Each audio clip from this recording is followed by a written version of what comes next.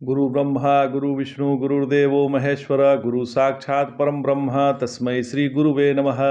ओम नमो ब्रह्म दिव्यो ब्रह्म विद्या संप्रदाय कृतभ्यो वंश ऋषिभ्यो महद्भ्यो नमो गुरुभ्यः सर्वपल्लवरहित प्रज्ञानघनः प्रगर्धो ब्रह्मेवामस्मि। ओम नारायणं पद्मं वसिष्ठं शक्तिं च तत्पुत्रं पराशरं च व्यासं सुगं गौड़पदं महान्तं गोविन्दरवीन्द्रमथास्य शिष्यं श्रीशंकराचार्यमथास्पदपादं च हस्तामलकं च शिष्यं तम तोटकं वर्तिकामन अस्मद्गुरु संततो मानतोऽस्मि। श्रुति स्मृति पुराणानाम् आलयं करुणालयं नमामि भगवत्पादं शंकरं लोकशंकरं शंकरं शंकराचार्यं केशवं बादरायणं सूत्रभाष्यकृतो वन्दे भगवन्तो पुनः पुनः। ईश्वरो गुरुरात्मेति मूर्तिभेद विभागिने व्योमवप्ताय देहाय दक्षिणामूर्तये नमः। ओम श्री गुरुभ्यो नमः। ओम श्री परमात्मने नमः। हम लोग गीता के 8वें अध्याय का अध्ययन कर रहे हैं। नारायण दशाश्वमेध घाट पर हम टहल रहे थे। एक बार की बात है, तो एक बाबा जी को देखा कि वो श्रीमद् भगवत गीता का शांकर भाष्य पढ़ रहे थे। तो हमने उनको प्रणाम किया और पूछा कि बाबा, ऐसे बुढ़ापे में आप यह क्या पढ़ रहे हैं? तो बाबा जी बोले कि मेरे बारे में लोग क्या क्या लिखे हैं उसी को देख रहा हूं। तो ये बात कहे, ये बात नहीं कहे कि मैं ब्रह्म के विषय में पढ़ रहा हूं। उन्होंने यह नहीं कहा। उन्होंने कहा कि मैं अपने बारे में अध्ययन कर रहा हूं। जय शंकर। अक्षरम ब्रह्म परमम, एक ही परमात्मा ईंट पत्थरों की उपाधि करी तो सत्ता के रूप में प्रकट हो गया। ध्यान दीजिएगा, एक ही परमात्मा जब ईंट पत्थरों की उपाधि करी तो सत्ता के रूप में प्रकट हो गया। पेड़ पौधों की उपाधि करी तो सत्ता और जीवन के रूप में प्रकट हो गया। वही परमात्मा जब प्राणियों की उपाधि को धारण किया तो सत्ता, जीवन और ज्ञान के रूप में प्रकट हुआ। और जब मनुष्य की उपाधि ली तो सत्ता, जीवन, ज्ञान और आनंद के रूप में प्रकट हुआ। तो इन सबका जो आधार है वह एकमात्र है, वह कभी नष्ट नहीं होता। अक्षर, ये जो बल्ब में प्रकाश है वह बिजली की अभिव्यक्ति है, और हम में जो जीवन है वह परमात्मा की अभिव्यक्ति है। व्यक्ति नहीं है, अभिव्यक्ति है। आंखों में जो दृष्टि है वह व्यक्ति नहीं है, अभिव्यक्ति है। सब जगह से वह वही अव्यक्त हो रहा है। तो स्वभाव अध्यात्म मुच्यते। तो हम लोगों दो चीज होता है हम लोगों में, एक होता है स्वरूप और दूसरा होता है स्वभाव। तो चीनी में मिठास उसका स्वरूप है, और वह नाना प्रकार की मिठाई में है वह उसका स्वभाव है। स्वभाव हमारा बनाया हुआ है और स्वरूप तो उसको पहले से है। तो अब इसको हम अपने पर लागू करें तो स्वभाव से हम सुखी दुखी हैं। स्वरूप तो सच्चिदानंद है, स्वरूप से तो सच्चिदानंद है ही, पर स्वभाव से हम भिन्न प्रतीत हो रहे हैं। और इसी स्वभाव को बदलना ही आध्यात्मिक साधना है। जैसे क्रोध करना, नशा आदि सेवन करना यह अपना स्वभाव है, तो आध्यात्मिक साधना क्या हो गई? तो आध्यात्मिक साधना यह हो गई कि अपने आप को इससे मुक्त करना है। यही है स्वभावोध्यात्म उच्यते। तो किम अध्यात्म, तो इसका अर्थ है कि हमारा स्वभाव, इस स्वभाव को हमें बदलना है। अपने स्वभाव में परिवर्तन लाने को ही अध्यात्म शास्त्र कहते हैं। भूतो भावत भवो करो, कर्म किसे कहते हैं? जिसके कारण जन्म मरण का चक्र बना रहता है उसको कर्म कहते हैं। क्रिया के साथ जब कर्तृत्वाभिमान जुड़ जाता है तो उसे कर्म कहते हैं, और क्रिया फल नहीं होता तो कर्म फल होता है। यदि कर्तृत्वाभिमान नहीं है तो कर्म नहीं है, और यदि कर्म नहीं है तो कर्म फल भी नहीं है। भगवान आगे कहते हैं, अधिभूतम क्षरो भावः पुरुषस्याधिदैवतम् अधियज्ञो हमेवात्र देहे देहभृतांबर। हे देहधारियों में श्रेष्ठ अर्जुन, शरीरादि नाशवान पदार्थ ही अधिभूत है, पुरुष ही अधिदैव है, और इस देह में मैं ही अधियज्ञ हूं। यहां जीव को ही पुरुष कहा गया है, और वही अधिदैव बड़ा देवता है, वही सबका अंतर्यामी जो मैं हूं, वही अधियज्ञ हूं है, मतलब जो सबके अंदर मैं रहने वाला हूं, अंतर्यामी, वही अधियज्ञ है। अर्थात स्थूल शरीर और विराट तो अधिभूत है, सूक्ष्म शरीर और हिरण्यगर्भ तो अधिदैव है, तथा कारण शरीर और अंतर्यामी ईश्वर जो अव्याकृति, वही अधियज्ञ है। तो इनसे पृथक तुरीय मतलब चौथा शुद्ध ब्रह्म है, जो इन सबका अधिष्ठान है। अर्जुन को देहधारियों में श्रेष्ठ इसलिए कहा क्योंकि उसने बहुत बड़ा प्रश्न किया है। देहभृतांबर का अर्थ है जितने भी देहधारी हैं उनमें है अर्जुन तुम पुरुषर्षभ हो। भगवान श्री कृष्ण बड़े चतुर हैं। शिष्य तो अपने आप को छोटा समझता ही है, पर गुरुदेव ने छोटा समझ लिया तो वह सचमुच छोटा हो जाएगा। गुरु का गुरुत्व इसी में है कि वह छोटे को बड़ा बना दे। इसलिए भगवान श्री कृष्ण अर्जुन को आदर सूचक शब्द कहकर संबोधित कर रहे हैं कि तुम श्रेष्ठ हो।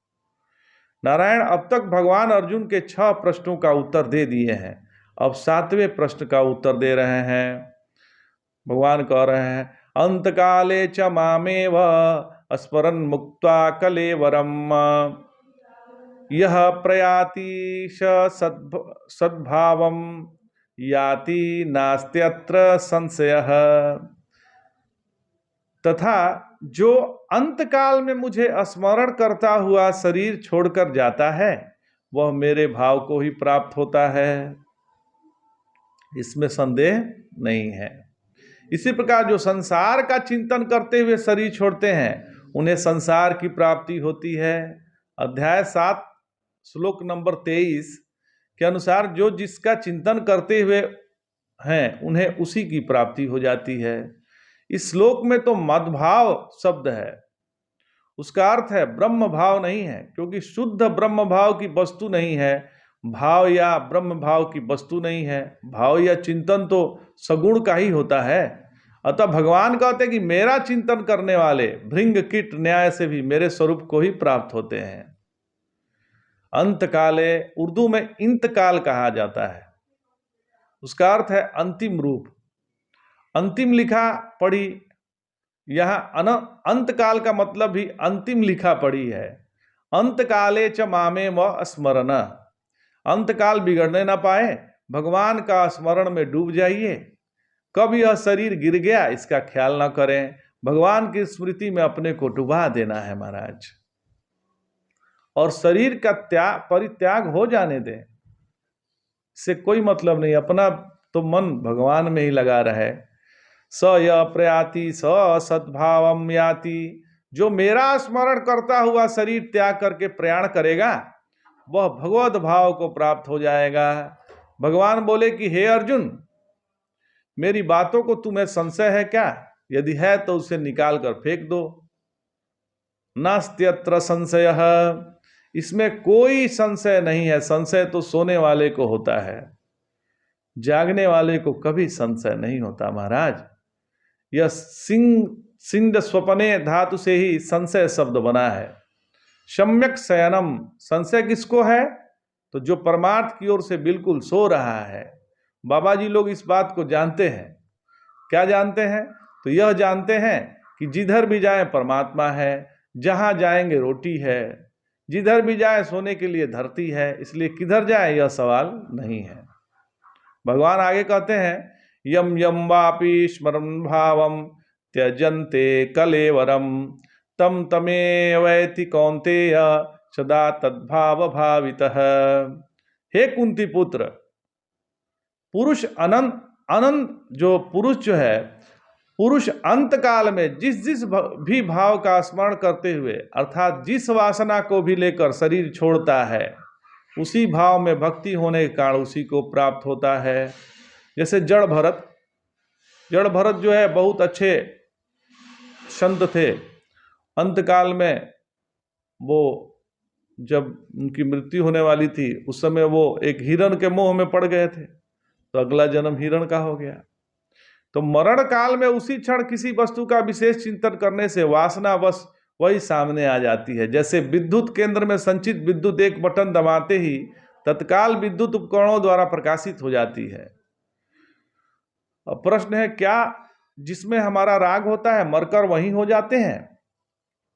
तो उत्तर है कि हाँ, जिसमें हमारा राग होता है उसी को हम प्राप्त होते हैं। परंतु यदि राग पूर्ण हो तो आकृष्ट करके उसे भी अपने अनुरूप बनाया जा सकता है। जैसे उच्च कोटि के भक्त जिस रूप में भगवान की भावना करते हैं उसी रूप में भगवान उनके सामने प्रकट हो जाते हैं। तो राग क्या है, उसकी निवृत्ति कैसे होगी? तो परिणाम न सोचकर किसी भी वस्तु या व्यक्ति में सुख की लालसा से अत्यंत आकृष्ट हो जाना ही राग है। संसार में मुख्य रोग यही है, राग।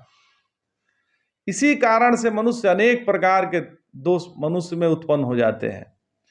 इसी राग की निवृत्ति भी राग से ही होती है। यदि श्री भगवान में राग हो जाए तो स्वयं संसार का राग निवृत्त हो जाएगा।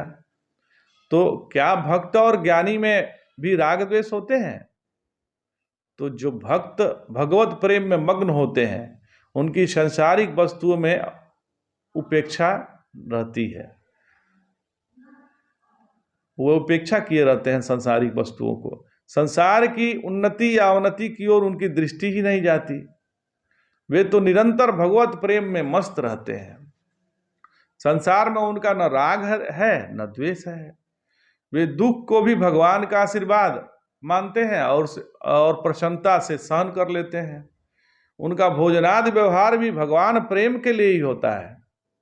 ज्ञान में तो राग द्वेष की सत्ता ही नहीं है, क्योंकि जहां अहंता ममता रहती है वहीं राग द्वेष रहते हैं। जब अहंता ममता नहीं है तो राग द्वेष कैसे रहेंगे? जिसमें राग द्वेष हो ऐसा ज्ञानी को दूर से ही नमस्कार में भलाई है। राग द्वेष का अभाव ज्ञानी में तो सर्वथा रहता है। राग द्वेष 3 प्रकार के होते हैं। उनकी उपमा 3 प्रकार की लकीरों से दी जाती है। पत्थर की लकीर, बालू की लकीर, पानी की लकीर। संसारी मनुष्यों के राग द्वेष पत्थर की लकीर की तरह होते हैं, वे जन्म भर दूर नहीं होते। उपासकों की राग द्वेष बालू की लकीर की तरह होते हैं, जो प्रेम रूपी आंधी से मिट जाती है। ब्रह्मवेत्ता का राग द्वेष पानी की लकीर की तरह होता है, पानी की लकीर उसी तरह मिट जाता है। इसी प्रकार ब्रह्मवेत्ता का राग द्वेष तो दूसरे क्षण तक भी नहीं ठहरता। राग द्वेषो मनोधम्मो न मनस्ते कदाचन। इस वाक्य का तात्पर्य ही है कि मन इस हमसे पृथक है, किंतु उसकी पृथकता का ठीक ठीक अनुभव हो तो मन निःसत्व हो जाएगा। ये तो अविवेक से ही, ये जो मन का प्रादुर्भाव है वो अविवेक से ही होता है। राग द्वेष तो न भक्त को होते हैं न ज्ञानी को होते हैं। भक्त प्रत्येक विधान भगवान का हाथ देखता है और ज्ञानी उसे प्रारब्ध भोग समझता है।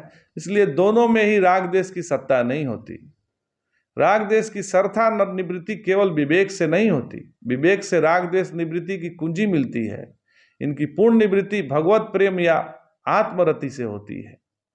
परंतु द्वेष को जीतना उतना कठिन नहीं जितना राग को जीतना है। निंदा को जीतना उतना कठिन नहीं जितना स्तुति को जीतना है। स्तुति भी जितनी सामने की उतना कठिन नहीं होती जितनी पीछे की कठिन है। कोई हमारी स्तुति कर रहा है तो हम आ गए,